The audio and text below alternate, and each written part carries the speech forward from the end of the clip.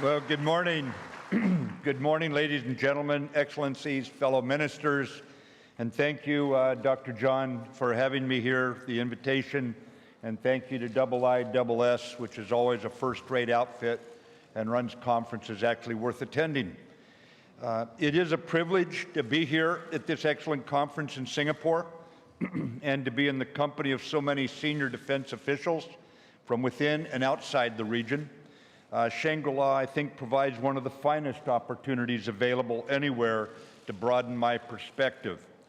And Deputy Prime Minister Teo Chee Hean, Minister of Defense Ung, thank you for Singapore's unique and generous hospitality. We always gain keen insights into the strategic currents of this dynamic region from this outpost on the sea. And I would also tell you that I first visited Singapore. It was in the last millennium, in 1979, and I've remained an admirer of Singapore's leadership and of the people ever since. Ladies and gentlemen, my primary reason for being here is to listen. My goal is to walk away with a more vigorous and more rigorous understanding of the challenges we face so that we can jointly craft solutions. In that regard, I thought Prime Minister Turnbull last night brought clarity, sir, to the situation facing our nations, setting the stage for our conversation today. And I must add, you gave us reason for optimism in the face of some rather daunting challenges. And I think a dose of good Australian pragmatic optimism is always in order, so thank you, sir. 5 United States, including my home state of Washington, have Pacific Ocean shorelines. The United States is a Pacific nation, both in geography and outlook. And from my first trips as Secretary of Defense and from Vice President Pence's first trip, Secretary of State Tillerson's trips, the American administration is demonstrating the priority that we place on relationships in the Asia-Pacific region, a priority region for us.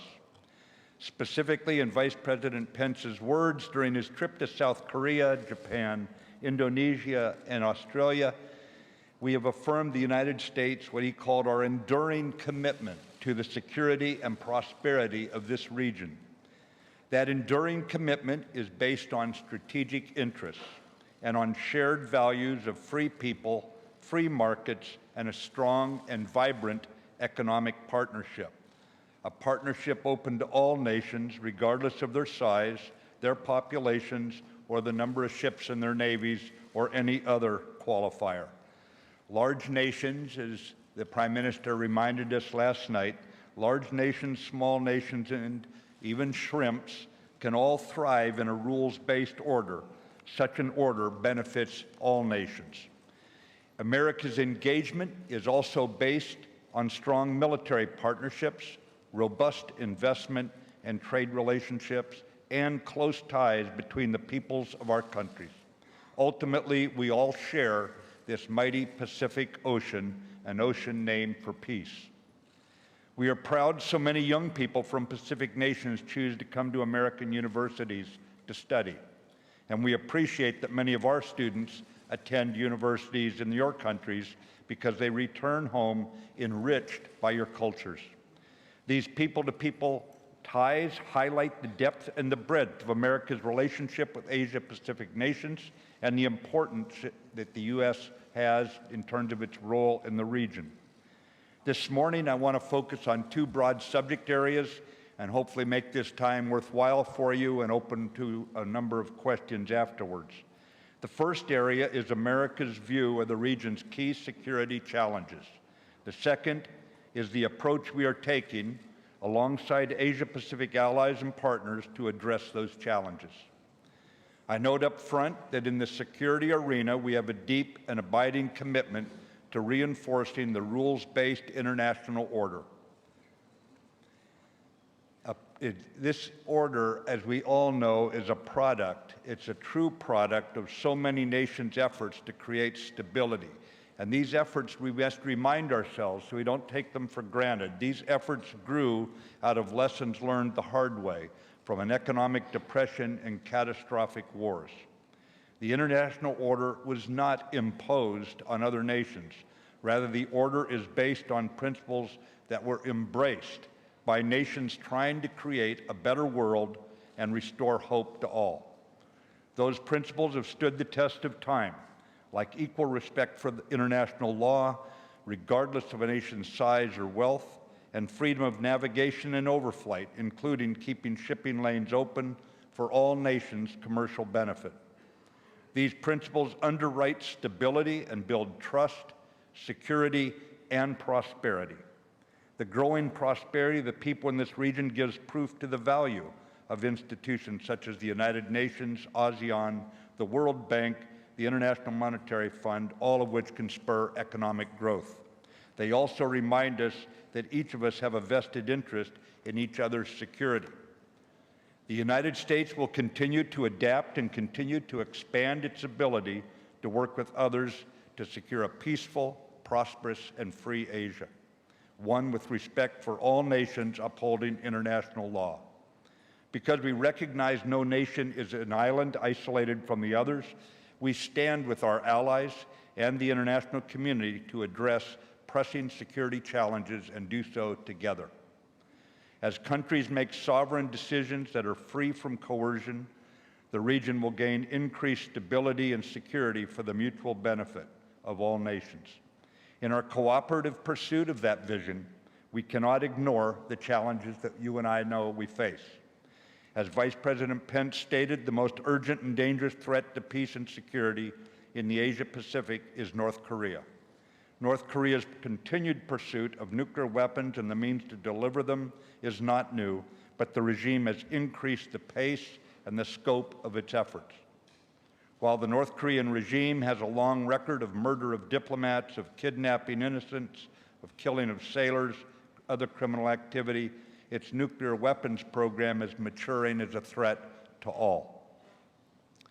Coupled with reckless proclamations, the current North Korean program signals a clear intent to acquire nuclear-armed ballistic missiles, including those of intercontinental range that pose direct and immediate threats to our regional allies, our partners, and all the world. President Trump has made clear that the era of strategic patience is over. As a matter of U.S. national security, the United States regards the threat from North Korea as a clear and present danger. The regime's actions are manifestly illegal under international law. There is a strong international consensus that the current situation cannot continue. China's declared policy of a denuclearized Korean peninsula is our policy as well, and also that of Japan and the Republic of Korea. All nations represented in this room share an interest in restoring stability. The Trump administration is encouraged by China's renewed commitment to work with the international community toward denuclearization. Ultimately, we believe China will come to recognize North Korea as a strategic liability, not an asset, a liability inciting increased disharmony and causing peace-loving populations in the region to increase defense spending. As China's President Xi said in April, only if all sides live up to their responsibilities and come together from different directions can the nuclear issues on the peninsula be resolved as quickly as possible. I agree with the President's words on this point, and those words must be followed by actions by all of us. North Korea poses a threat to us all, and it's therefore imperative that we do our part, each of us, to fulfill our obligations and work together to support our shared goal of the denuclearization of the Korean Peninsula. We are coordinating with the United Nations, with our allies and partners to put new pressures on North Korea to abandon the dangerous path. I reiterate Secretary Tillerson's statement at the United Nations this last April. He said, "Our goal is not regime change, and we do not want to destabilize the Asia-Pacific region. We will, however, continue to increase diplomatic and economic pressure until Pyongyang, and I quote, finally and permanently abandons its nuclear and ballistic missiles programs." Specifically, the United States will maintain our close coordination and cooperation with the Republic of Korea and Japan, two democracies whose people want peace. Our commitment to the defense of the Republic of Korea and Japan, to include the employment of our most advanced capabilities, is ironclad. Moreover, we will take further steps to protect the U.S. homeland, as demonstrated by this week's successful ballistic missile defense test. While North Korea is an urgent military threat, we must not lose sight of other strategic challenges to regional peace and prosperity. And here I want to talk for a minute about China and the United States. Because of its growing economic power, China occupies a legitimate position of influence in the Pacific. We welcome China's economic development. However, we can also anticipate economic and political friction between the United States and China. Yet we cannot accept Chinese actions that impinge on the interests of the international community, undermining the rules-based order that has benefited all countries represented here today, including and especially China. While competition between the U.S. and China, the world's two largest economies, is bound to occur, conflict is not inevitable. Our two countries can and do cooperate for mutual benefit, and we will pledge to work closely with China where we share a common cause. We seek a constructive, results-oriented relationship with China. We believe the United States can engage China diplomatically and economically to ensure our relationship is beneficial, not only to the United States and China, but also to the region and to the world. All countries should have a voice in shaping the international system. But doing so by ignoring or violating international law threatens the inclusive global community has built together during the last 70 years, an international system that grew out of the grim lessons of World War II and the immense suffering of tens of millions of people. For example, the United States remains committed to protecting the rights, freedoms, and lawful uses of the sea and the ability of countries to exercise those rights in the strategically important East and South China Seas. The 2016 ruling by the Permanent Court of Arbitration on the case brought by the Philippines on the South China Sea is binding. We call on all claimants to use this as a starting point to peacefully manage their disputes in the South China Sea. Artificial island construction and indisputable militarization of facilities on features in international waters undermine regional stability. The scope and effect of China's construction activities in the South China Sea differ from those of other countries in several key ways. This includes the nature of its militarization, China's disregard for international law, its contempt for other nations' interests, and its efforts to dismiss non-adversarial resolution of issues. We oppose countries militarizing artificial islands and enforcing excessive maritime claims unsupported by international law. We cannot and will not accept unilateral, coercive changes to the status quo. We will continue to fly, sail, and operate wherever international law allows, and demonstrate resolve through operational presence in the South China Sea and beyond.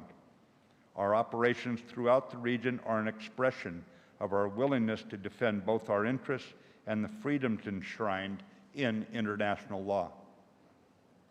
As Prime Minister Modi of India has stated so clearly, respecting freedom of navigation and adhering to international norms are essential for peace and economic growth in the interlinked geography of the Indo-Pacific. China's growth over these last decades illustrates that the Chinese people have benefited enormously from these very freedoms. Where we have overlapping interests, again I say, we seek to cooperate with China as much as possible. In areas where we disagree, we will seek to manage competition responsibly because we recognize how important U.S.-China relations are for the stability of Asia-Pacific, and we believe at this time that China also recognizes this. We will also continue to work together with our longtime steadfast allies to maximize regional security. We will ensure we have the military means to keep the peace, but we will not use our allies and partners or our relationships with them or the capability integral to their security as bargaining chips. In addition to the challenges presented by North Korea and China, there is another situation that we must all work together to address for the good of our nations and to ensure a healthy future for our peoples. Violent extremist organizations, as noted by the Prime Minister last night, including fighters returning from the Middle East and local individuals radicalized by malicious ideologies, seek to gain ground in Southeast Asia. Just last week, ISIS-linked militants in the Philippines attempted to seize part of Marawi City in Mindanao, attacking innocents, killing police and military, and taking worshipers hostage. ISIS also claimed responsibility for the brutal bombings that killed 3 police officers at a Jakarta bus station.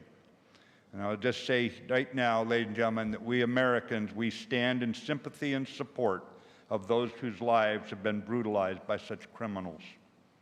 Together, we must act now to prevent this threat from growing. Otherwise, it will place long-term regional security at risk and stunt regional economic dynamism. We need only to look at the chaos and violence that our friends in the Mideast are contending with to see why we must swiftly and jointly address threats to our region. As President Trump emphasized during his first foreign trip in the Middle East, we must defeat extremist organizations wherever they attempt to establish roots, not just in Iraq and Syria, but also here in Southeast Asia. As such, the U.S. remains committed to leading the Defeat ISIS coalition effort, an international team of 66 nations, plus the Arab League, NATO, Interpol, and the European Union, all fully committed at the political, military, and law enforcement levels to the destruction of ISIS. This heartbreaking attack we are observing right now on a city in Mindanao reminds us that terrorists intentionally make battlefields where the innocent live. These are also humanitarian fields, as we know, and we must all devote ourselves to ensuring a stable environment in which violent extremist organizations wither and die, not our innocent citizens. And I know I speak for all of us in this room today that we stand with the Philippines in the fight they're currently engaged in. For our counterterrorism efforts to be successful, however, we must unify our efforts, strengthened by moral clarity, political will, and an implacable commitment to fully share the difficult and dangerous work that this will require. In this effort, we are partnering with a number of countries in the region, including Malaysia and Indonesia, for example, to improve information sharing and maritime domain awareness so regional leaders can deliver pragmatic protection for their people. Information sharing is vital if we are to maintain law and order against a foe that intentionally targets women, children, and the innocent in our countries. I am confident in our collective ability to make this vibrant and diverse region safer without sacrificing either its prosperity or its values. In light of these challenges, let me describe 3 ways in which the Department of Defense, which I lead, is pursuing our common objective of regional stability. Our primary effort remains strengthening alliances. This protects and promotes the principles we share with our steadfast allies. History is compelling on this point. Nations with strong allies that respect one another thrive, and those without allies stagnate and wither. Alliances provide avenues for peace, fostering the conditions for economic growth with countries that share the same vision, while tempering the plans of those who would attack other nations or try to impose their will over the less powerful. I can note just several examples. I don't want to talk too long, but let me just make note of the United States and Japan implementing the 2015 defense guidelines to enhance regional security across a wider spectrum of operations, cooperating ever more closely in the Asia-Pacific. Japan is also contributing to the relocation of some of our U.S. forces to Guam, which is a significant strategic hub for our regional operations. We are working transparently in unison with the Republic of Korea to defend against the growing threats posed by North Korea's aggressive and destabilizing nuclear weapons and ballistic missile programs. For the last 100 years, U.S. and Australian forces, Mr. Prime Minister, have shared the battlefield in every major conflict. President Trump and Prime Minister Turnbull recently commemorated a key part of our shared history when our allied efforts in the Battle of Coral Sea took place. Our alliance remains relevant to the regional stability in the 21st century as well.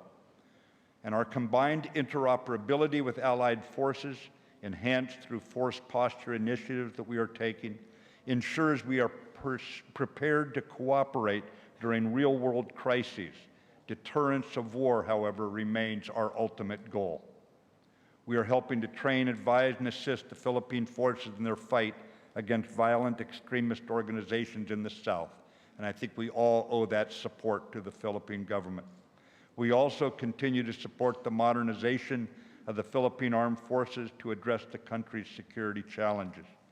During this challenging fight against terrorists, we will stand by the people of the Philippines, and we will continue to uphold our commitments to the Philippines under the Mutual Defense Treaty.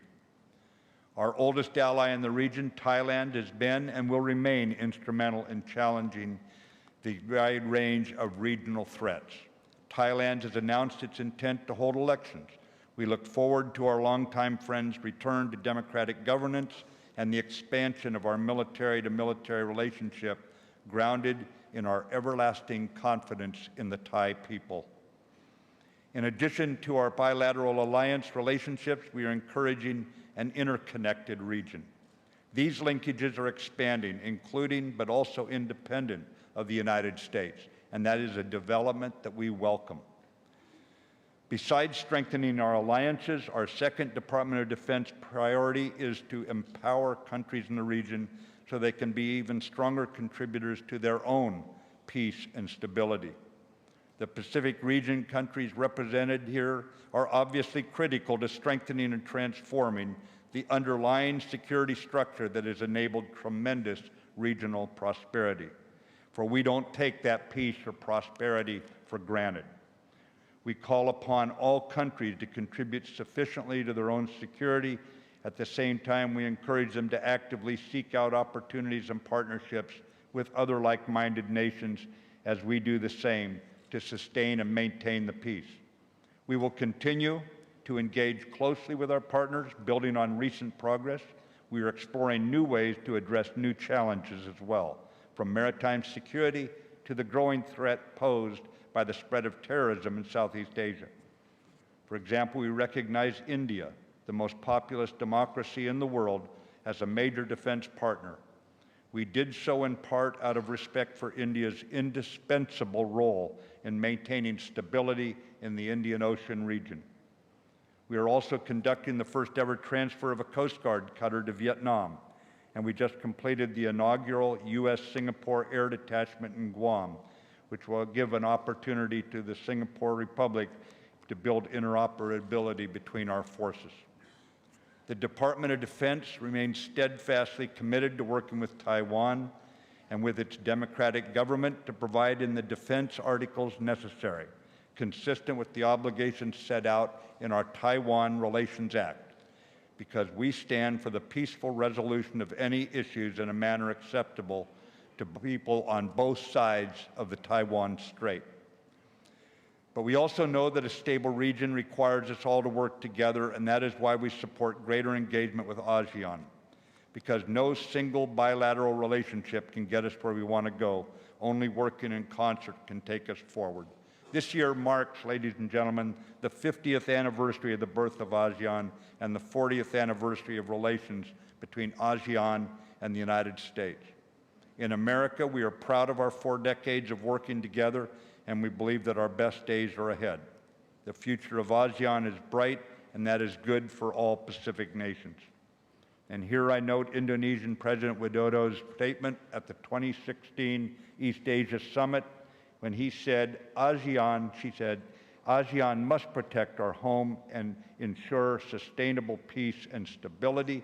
Hence, we need a strong and comprehensive regional security architecture that could advance ASEAN centrality and more effectively contribute to security and regional stability.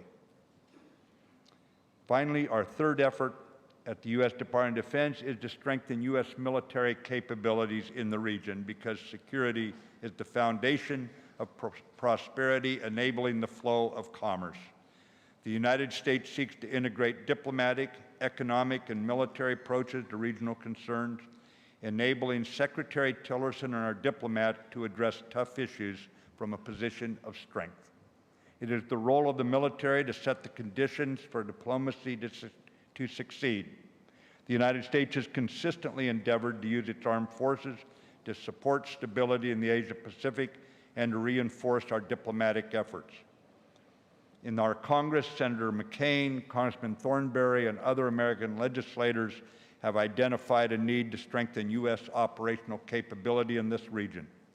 And I look forward to working with them to develop an Asia-Pacific Stability Initiative that complements the ongoing large-scale investments in our budget to improve and reinforce the U.S. military's capabilities across the region. And to give you a snapshot, ladies and gentlemen, currently 60% of all U.S. Navy ships, 55% of Army forces, about 2/3 of the Fleet Marine forces are assigned to the U.S. Pacific Command area of responsibility. Soon, 60% of our overseas tactical aviation assets will also be assigned to this theater.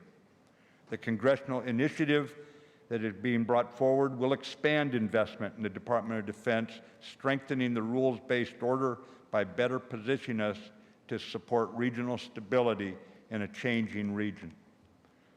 By further strengthening our alliances, by empowering the region, and by enhancing the U.S. military in support of our larger foreign policy goals, we intend to continue to promote the rules-based order that is in the best interest of the United States and of all the countries in the region.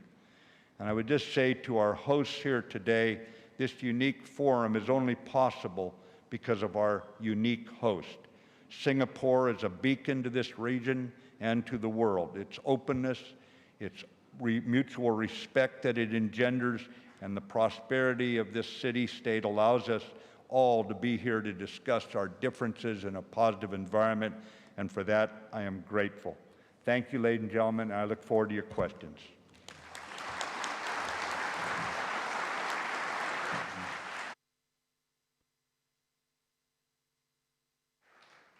Mr. Secretary, thank you very much for that wide-ranging speech, and you've inspired already about 9 people to take the floor. Let me remind all of you of the way in which to seek the floor. Tap your badge on the left-hand side of the microphone set.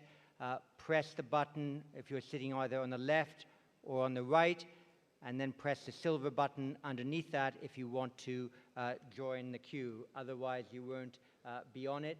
But I'll take 3 or 4 questions in a group, if I may. The first from the Lowy Institute in Australia, Michael Fuller-Love, your microphone is on. Secretary Mattis, first of all, let me commend you, if I may, for taking on your current post with all its stresses and strains. For many of us, sir, you are the hope of the side.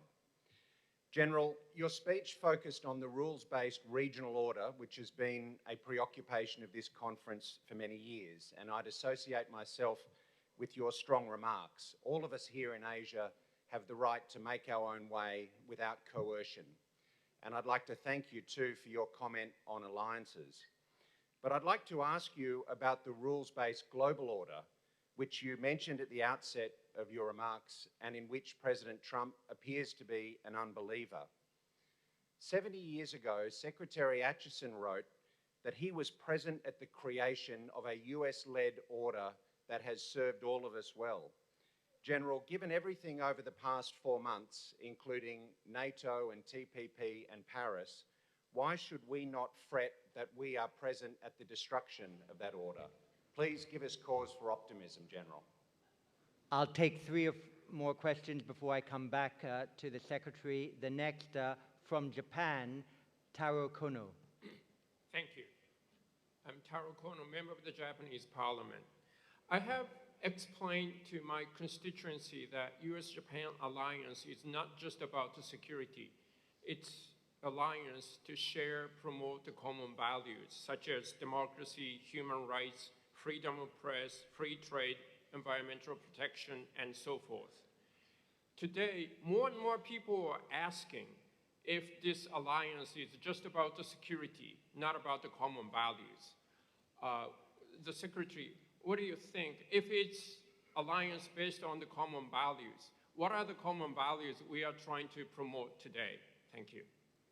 Two more questions before I go back to the Secretary. From China, Chiyu Chu.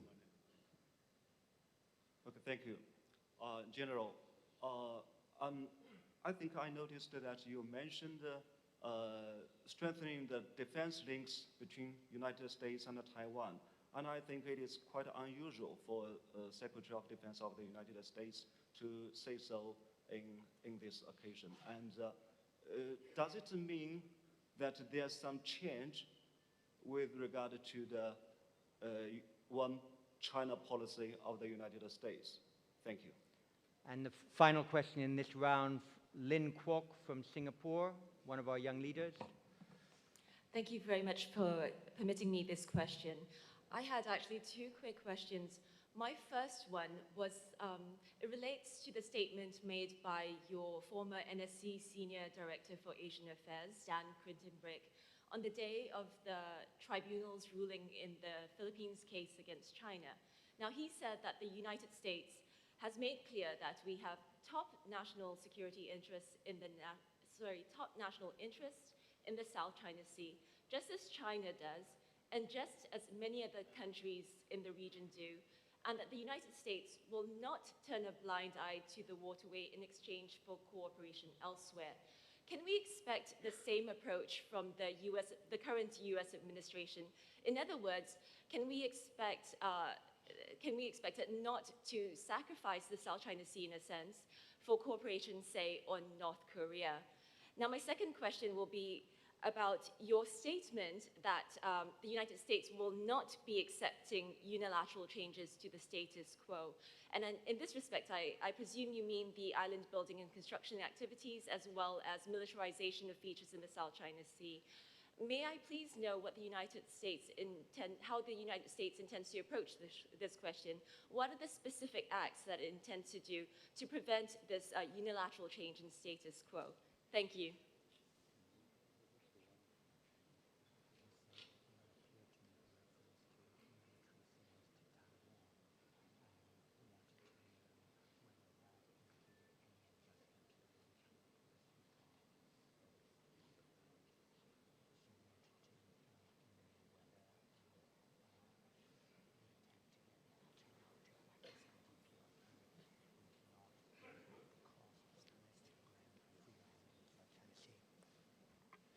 Well, you can always count on some straightforward questions here, can't you?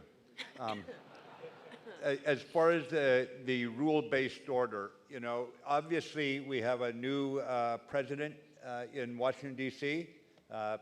We're all aware of that. And there's going to be fresh approaches taken. But just the fact that, just take a look at the president's first trip to the outside the United States, was straight into the heart of one of the most bewildering and difficult challenges that the world faces in terms of how do we restore stability and peace, right? Into the Middle East, where the discussion was about how do we work together, in this case with the Arab League and with other international organizations, in order to reduce the threat of terrorism. So I think that we have been engaged in the world for a long time. I think historically the Americans have been reluctant to see themselves in that role. We were quite happy between our two oceans to stay there. The 20th century took us out of that.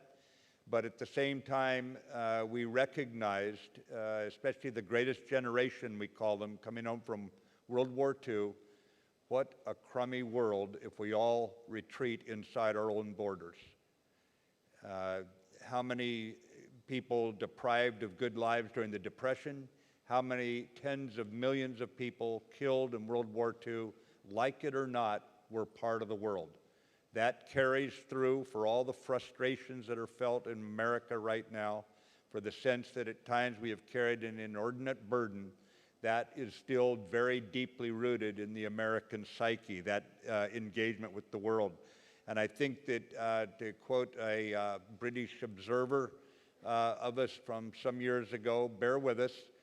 Once we've exhausted all possible alternatives, the Americans will do the right thing. So we will still be there, and we will be there with you. The fact that President Trump went to Brussels, he speaks with actions too. He was there to show our statement that we are standing with the NATO allies 100%. He sent me on my first trip after I was nominated to Tokyo and Seoul in order to make certain there was no misunderstanding within weeks of him taking office, that we stood with the democracies of Japan and Korea. So we are there, and I can give you absolute optimism on this issue. I would just say about China, as we talk about whether or not there's any adjustment to one China. No, there is not. The policy remains. We believe in the peaceful resolution of the situation between China and Taiwan, and that's where we've stood for some years, and the one China policy holds. I would also say that in regards to China and whether or not the North Korea issue outweighs the South China Sea, this sort of thing, there's a lot more between the United States than just two issues. There are many areas, as I noted, of common interest, and certainly on terrorism, on nuclear proliferation. There are any number of issues where we have common ground with China. And to put it into a binary option of either we have to walk away from our values and what we stand for on freedom of navigation and all because we need to work with China on North Korea. We're working with China and North Korea, ladies and gentlemen, because that is also a problem with North Korea, or excuse me, with China, for China. I do not choose to send THAAD to South Korea to protect the South Korean people from an imaginary problem. This is a real problem, and the problem is not South Korea putting a fully defensive system for the defense of their own people into position. The problem is North Korea, and if we want to stop the bringing more military capability into the Northwest Pacific, then we have to address the problem that is a threat to Japan, to South Korea, and all the other nations.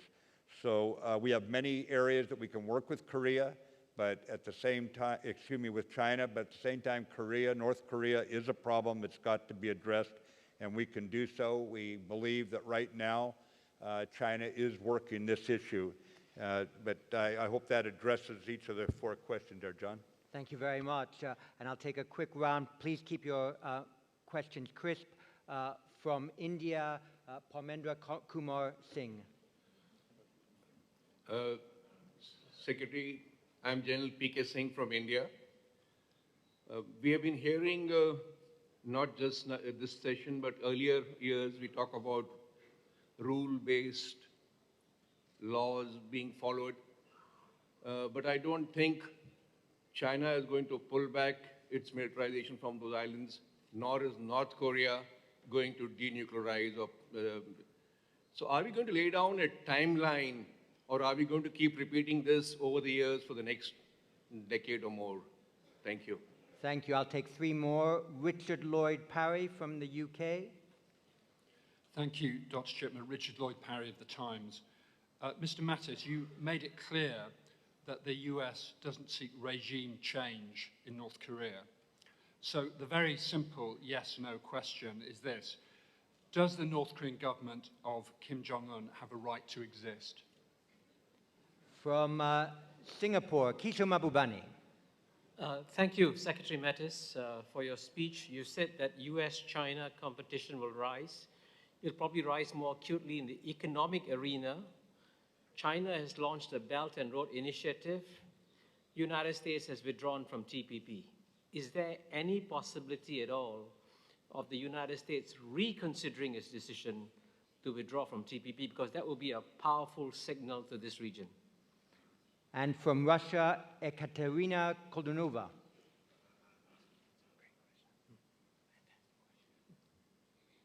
Go ahead. Here, thank Yep. you. Secretary Mattis, you mentioned the rules-based order several times. My understanding is that it can be ensured only through the institutions. But at the same time, we have heard multiple questions about growing unilateralism in the US foreign policy. I will not repeat them. And my question is, what will be the role and function of the regional security institutions if this tendency really exists and will go on? And how could we ensure the ASEAN centrality, for example, in these settings? Thank you. And the final question from Australia, Christopher Roberts. Thank you. I'm from UNSW at the Australian Defence Force Academy. Some might argue that China has already largely achieved its goals in the South China Sea. Given my own discussions in Manila and beyond, US relations with President Duterte and President Duterte's stand over the South China Sea might be improved if the US provides a continuous security presence around features such as the Scarborough Shoal, perhaps even via a coalition of coast guards, including Australia, and an unconditional guarantee to protect the legally declared EEZ of the Philippines. Can the US take such steps, in addition to what you have already indicated, to put an immediate halt to the expansion of China's presence within the EEZ of the Philippines? And could something similar be done in the case of Vietnam and perhaps Malaysia? Thank you.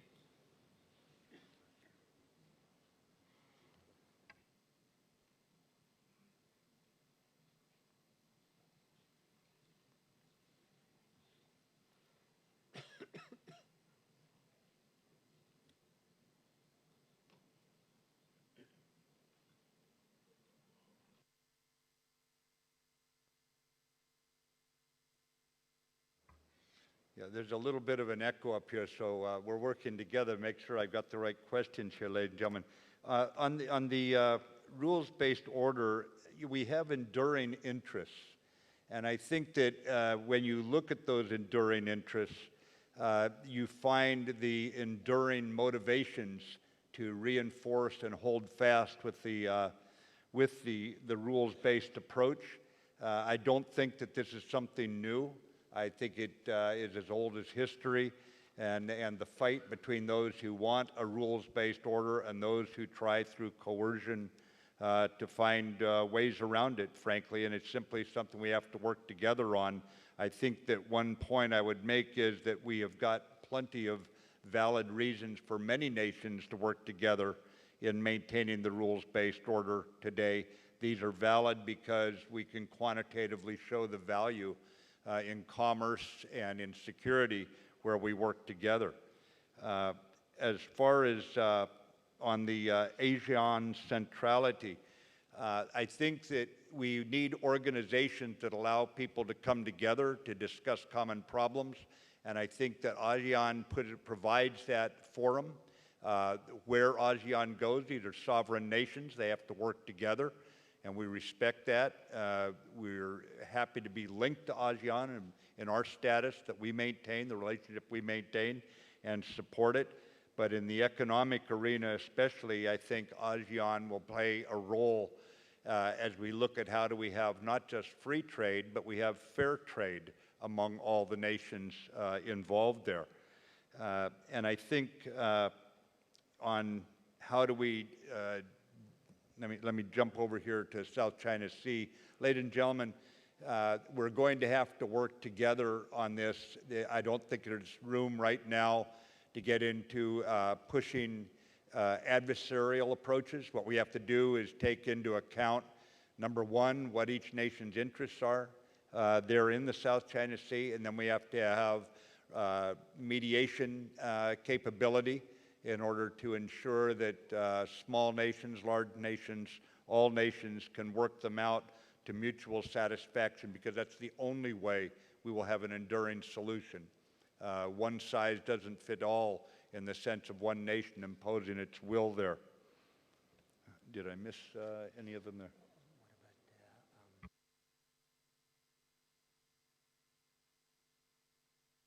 Yeah, and on the TPP situation, ladies and gentlemen, it's going to be a fresh approach. Obviously, there were many disappointed about the TPP decision, but at the same time, it only directs us to bilateral approaches and other multilateral approaches that we will engage in. I have no doubt that we will stay engaged on those. It means one avenue did not meet our nation's population's desires, but it doesn't mean we're turning our back on relations that we would work out on a bilateral basis as a result. Sure. We can take one, maybe two questions if they're very brief. General Yao from China, but brief. Thank you, Dr. Chipman. Just one specific question, because we are talking about rule-based international order, regional order. I'm curious to know what international rules are the freedom of navigation operations based by the United States. What kind of rules should be applied here? Because to my understanding that about 50 countries in the world have made national laws asking for prior notification or consent when foreign military ships enters their territory waters.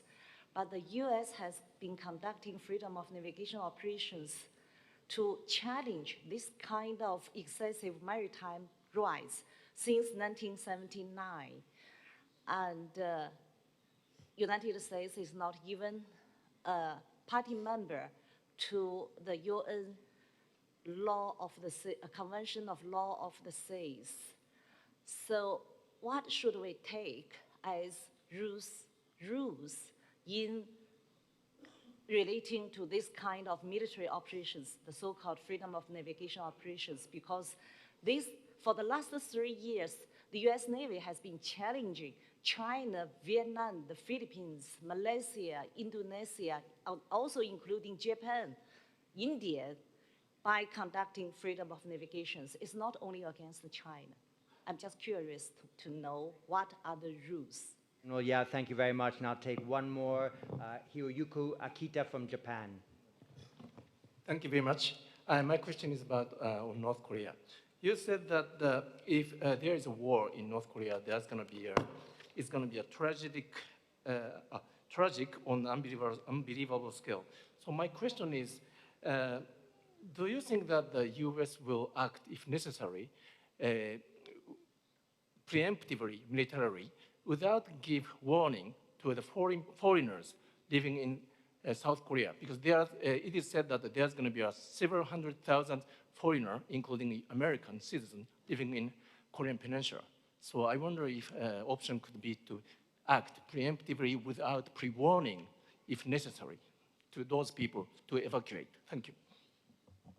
Thank you very much. So I'll have the Secretary answer those two questions, and then we'll close the session. Mr. Secretary. Right. We have the law of the sea. I recognize your question, General, but the law of the sea is not the only law that we go by in the sea, that one act. I would just tell you that there's a tradition in the sea. There's traditional areas of the sea that have been used as international waters since time began. And we believe that those kinds of standards should be maintained. They should not be unilaterally changed. No matter what one nation's interests are, we have to work together if we're going to have the freedom of commerce that all nations can benefit from. As far as about having any warning or how we address North Korea, right now we are doing our best through the United Nations, through engaging with Beijing's good offices, working with the international community, obviously working with the Republic of South Korea, Japan. We are working diplomatically, economically. We are trying to exhaust all possible alternatives to avert this race for a nuclear weapon in violation, to go back to an earlier question, in violation of the United Nations restrictions on North Korea's activities. We've also seen North Korea engaged in proliferation activities, which means those nuclear capabilities are not solely being retained by North Korea in their own defense. They are actually exporting some of that capability, some of that knowledge. And so to us, we want to stop this. We consider it urgent, but at the same time, we are working right now diplomatically and economically, and we obviously work very, very closely with the United Nations Command. This is not just an American command here, a United Nations command, and the sending nations being those that sent troops under the UN Security Council resolution in 1950. Because that war was never ended, those nations are still committed to maintaining the peace on the peninsula. And so we work obviously with them as well in terms of the military options. But right now we are doing our very best to exhaust all economic and diplomatic initiatives to get this under control.